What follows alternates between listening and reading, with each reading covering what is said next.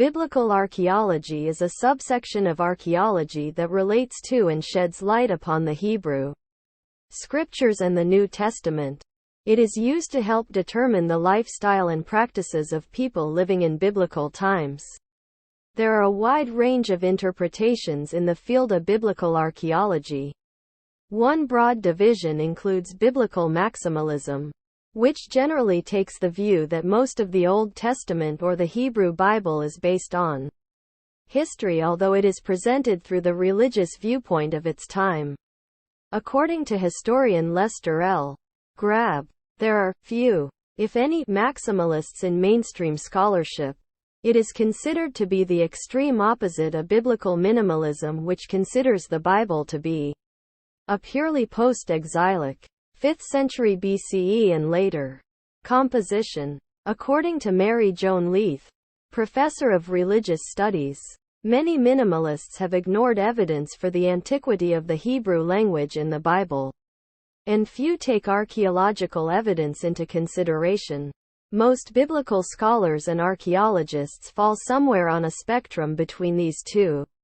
The biblical account of events of the Exodus from Egypt in the Torah, the migration to the Promised Land, and the period of Judges are sources of heated ongoing debate. There is an absence of evidence for the presence of Israel in Egypt from any Egyptian source, historical or archaeological. Yet, as William Dever points out, these biblical traditions were written long after the events they describe, and they are based in sources now lost in older oral traditions.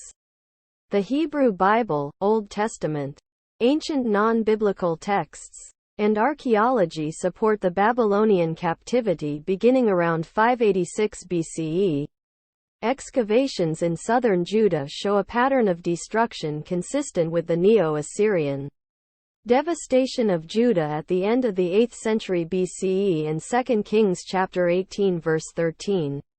In 1993, at Telephone Dan, archaeologist Avraham Byron unearthed a fragmentary Aramaic inscription, the Telephone Dan stele, dated to the late 9th or early 8th century, that mentions a king of Israel, as well as a house of David, Bet David.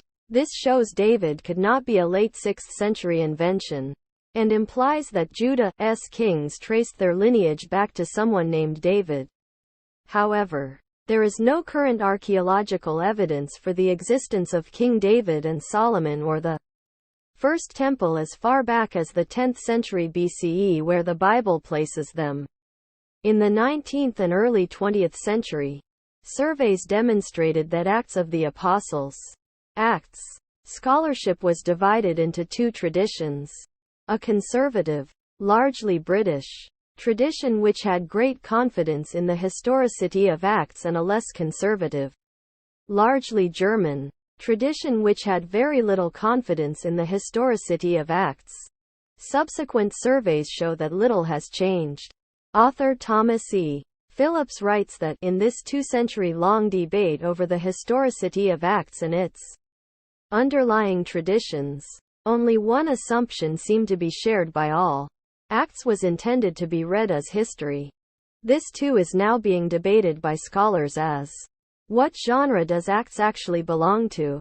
There is a growing consensus, however, that the question of genre is unsolvable and would not, in any case, solve the issue of historicity. Is Acts history or fiction? In the eyes of most scholars, it is history, but not the kind of history that precludes fiction, says Phillips.